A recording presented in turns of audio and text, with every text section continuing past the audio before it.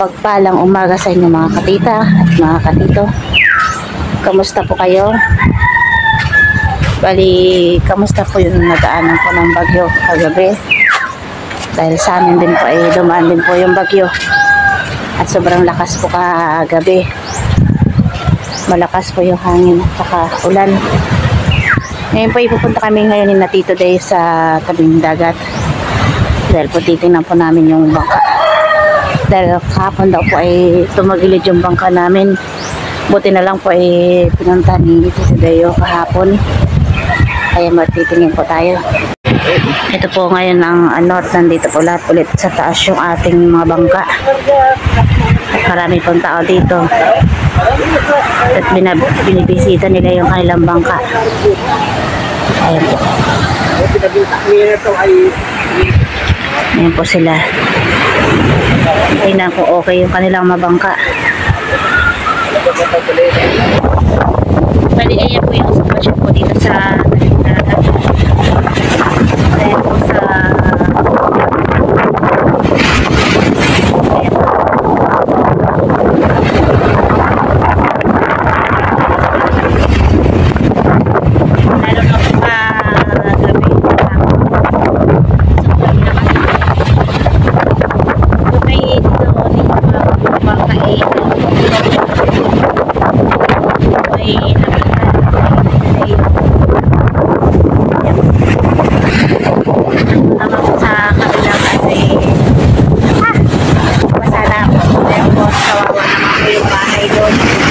nabutan na po ng tubig.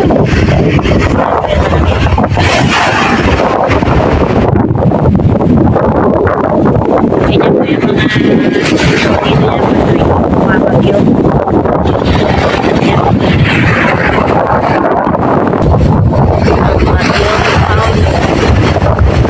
Ito lang po alam kung may susunod ng bagyo.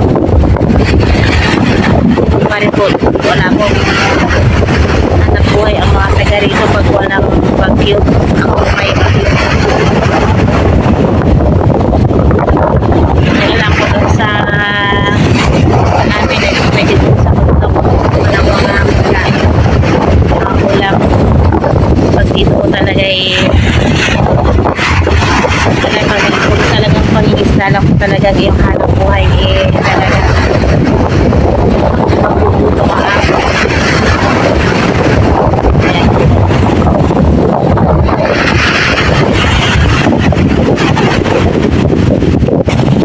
dito naman po sa papunta ka natin nini at hindi na rin po madaanan. Ayan po yung isang bahay doon buti na lang po may sandbag.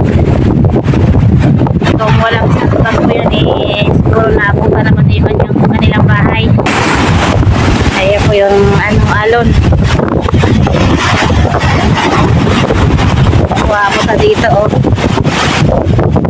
Ayan, ito po pala yung mga natumbang yung nakarang bagyo. Hanggang ngayon po ay malakas pa rin ng hangin. Sumasayo na. Ayan po, nandito po kami sa natin ito po yung hanggang dito na po yung tubig. Bali yung mga bangka po dito ay ito na. Ito na yung mga tubig at saka yung mga kain na po. Ayan, pati po dito sa pilit ng bahay nanonalanan po yung bangka. Ano po hanggang sa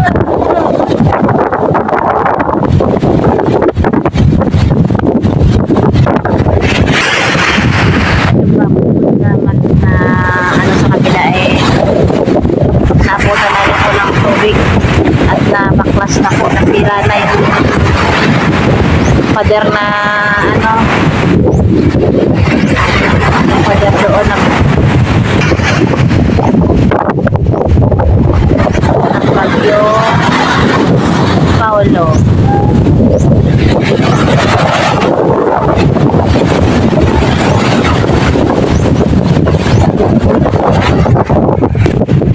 At ito naman po yung bangka ni Tito Ninyo.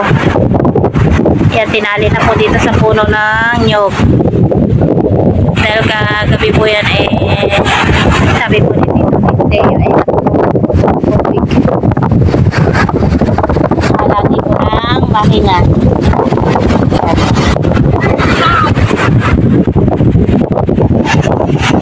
Buti na lang po napunta ni Tito Deo. Buti na halos pa po na itong pagpani dito ninyo. Ngayon po tinali natin natin sa nyo. Dali naman po yung mga video.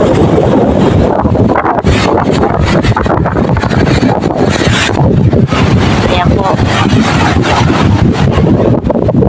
Ayan po yung ano dito, acting sa tabing dagat po. Ingat po tayo lahat, mga kaibigan sa dito. Ayan po.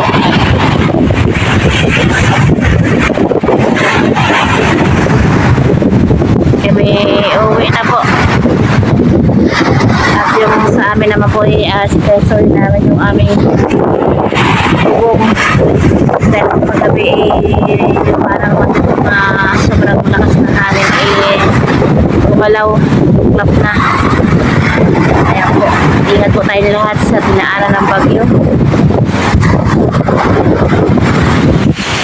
At yan po, pati po dito yung bahay tinalian na po. Yan, para hindi maano yung bubong. Tinali na po sa sako na po bubuhangin. Para hindi po sa maano ng hangin yung bubong. Ayan. Ayan po mga katita, tayo po yung magluluto ng ginataang papaya. Si Tito Deo daw po ang magluluto. Bali, nakahiwa na rin po ako dito ng bawang, sibuyas, luya, at saka may siling green na rin po tayo. At ito na po yung hiniwa-hiwang papaya. Medyo hinog na po. At ito po yung isasahog namin ay isdang tambakol. Yan po ibigay ng kaibigan ni Tito Deo. At meron din po pala tayo ditong kuko mama. Yan po yung gagamitin natin sa paggagata. Bali dun po ay nagpainit na po si Tito Deo ng kawali. Nilagyan na rin po niya ng mantika. Gigisahin po muna natin yung papaya. Bali magigisa na po si Tito Deo ng bawang. Yan po, ginisa na po ni Tito Deo yung bawang. At ginisa na rin po niya yung sibuyas. Sunod niya po ay luya. Yan po ang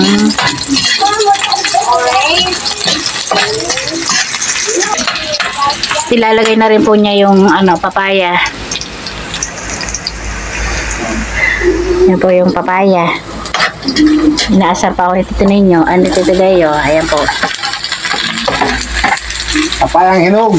Nahinog na po yung papaya. Kita ako na mitas yan. Hinog na. Ako pa naman pinasungkit mo. Di yung abot ko lang yung nakuha ko. Pero pwede na po yan, papaya. At yan po, ilalagay na po niya yung isdang pritong tambakol. Pritong tambakol. Yan po. Sigurado masarap yan, Tito Deo, ha? Sarap yan. Nakakalimutan ang pangalan ko. Bakit pangalan mo pang makalimutan ko? Ayan po yung ginisa ni Tito Deo, yung papaya. Wala pa pong gata yan. Pinapalambot pa po yung papaya. At ilalagay na po ni Tito Deo yung gata. Yung Coco Mama at saka ang Coco Papa. Yan po ang sabi ni Tito Deo.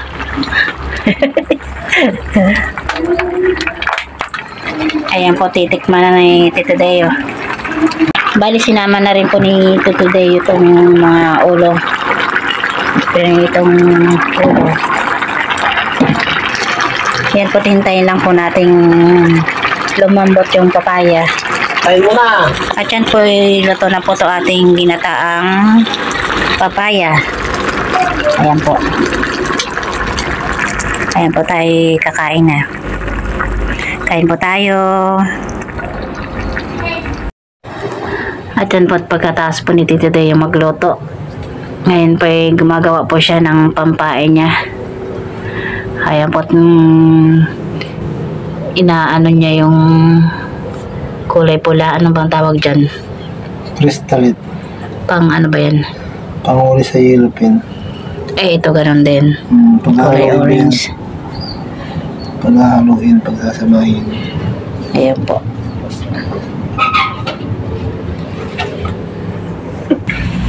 At ito po pala yung ilalagay ni Tito Day, yung kawil. Tsaka itong ulo-ulo. Ulo-ulo ng pusit. Fiberglass yan. Fiberglass. Fiberglass daw po pala to. At ito yung kawil. Ayan po. Ang kawil. Yan po, dyan po ilalagay itong kanyang mga hinimay-himay na mga, anong tawag dyan? Crystalite. Pagsasamahin niya po yung red at saka itong orange. Parang hindi naman orange yan. Ayan. Orange daw, yun din eh. Yan po may suklay dito. Sinusuklayan po yan. Sama-samahin din ba lahat yan? Tatlo. Tatlo ba yan? Ito, yun, yung tatlo. At baka bukas po pwede na silang lumaot. Ayan po, ganyan po yung ginagawa nila. Sinusuklay po para maging tuwid. Para mahalo yung kulay. Para daw po umahalo yung kulay, sabi ni Tito Deo. Ayan. Parang buhok lang din. Naghalo eh. Pinaghahalo-halong kulay para maakit yung isda. Parang chicks din yan. Parang chicks lang din daw yan. Ayan, Tito po tapos na ni Tito Day yung gawin yung kanyang mga pamain. Yung pinagsama-sama niya pong mga kulay. Ayan po. At ito naman po yung kanyang ginamit to isang araw. Abay, marami nang huli ba yan? Oo, yan ang pinahuli ko nakaraan eh. Kaya marami pong huli si Tito Day yung isda nung nakaraan. Yan lang po yung kanyang pinanghuli. Doon may korteng pusit. Yan. Nakasama yan dito. Ayan, dito po yung nakalagay yan po yan dito sa may parang Sa dulo korteng na ibon. Dito po yan. May nylon yan. May nylon yan. Tatalian ng nylon yan. Nasa dulo yan. Hanggang 6 na di pa. Tapos hihilahin lang. Wala lang dyan. Hanggang mga ibon-ibon. Tawag yan, ibon-ibon. Pusit-pusit yung pain. Yun daw po yung ibon-ibon. Ibon-ibon. At ito naman po ay pusit-pusit yung pamain. Yan. Bali, ito naman ay anong pinanghuli dito? Yellow pin din. Ito yung panghuli daw ng yellow pin. Ayan po. Dalawa po yung nagawa niya.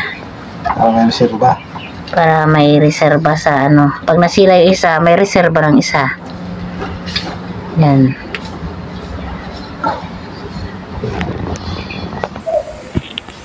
Yan po, bali maliwanag na rin po dito. Sa bukas makakalawat na daw po sila. Ayan. Ayan po't mga katita, ngayon po tayo magsha-shoutout. Bali, shoutout po kay Ma'am Sinaida Alina Endrelon family from Taguig at Bicol. Shoutout din po kay Sir Jeffrey Occidental. Shoutout din po kay Ma'am Teresita Alcantara. Shoutout din po kay Ma'am Emelita Fernandez. Shoutout din po kay Ma'am Emeline Balang. Shoutout din po kay Sir Jaime Ikban. Shoutout din po kay Ma'am Josephine Portugal. And shoutout din po kay Sir Felipe Escudero ng Bahrain. Shoutout din po kay Sir Joel Bios ng Saudi Arabia, Daman. Shoutout din po kay Sir Rolin Del Prado ng Marinduque. Shoutout din po kay Sir Ramon Nawe and family from Belgium. Shoutout din po kay Ma'am Sosa Licuana ng California. At shoutout din po kay Ma'am Geraldine of Mayag. Shoutout din po kay Maribel Hernandez ng Mindoro. Shoutout din po kay Ma'am Roda Reyes. Shoutout din po kay Ma'am Miss Julia. Maraming po salamat sa inyong lahat sa inyong pagsubaybay sa aking mga vlog.